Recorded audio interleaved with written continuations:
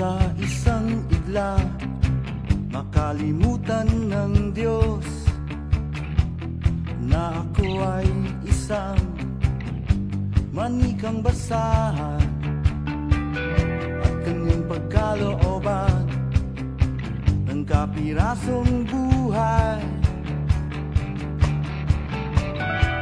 Hindi ko sasabihin lahat ng iniisip, sa halip ay isipin lahat ng sasabihin.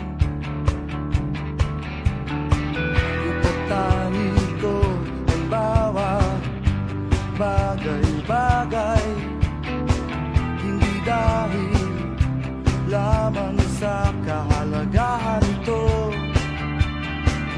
kundi sa kung ano ang kahulugang totoo.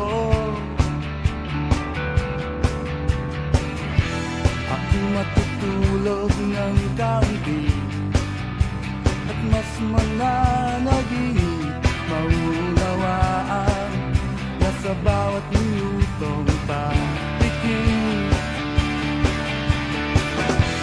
Nawalan tayo ng 60 segundo ng liwanag.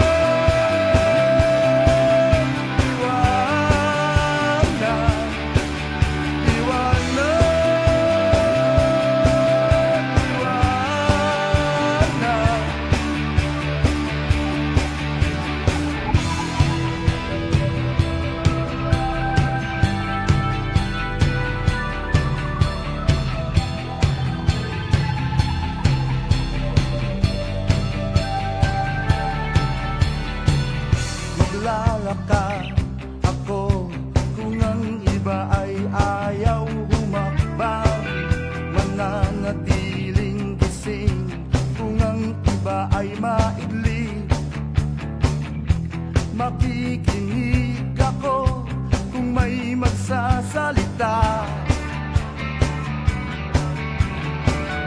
kung ako ay may puso, isusulat ko ang buot sa yelo at maghihintay sa pagsikat ng araw. Ang aking luha ang didilig sa rosas, sa kaniyang tinig dadamhin ko ang tiro at ang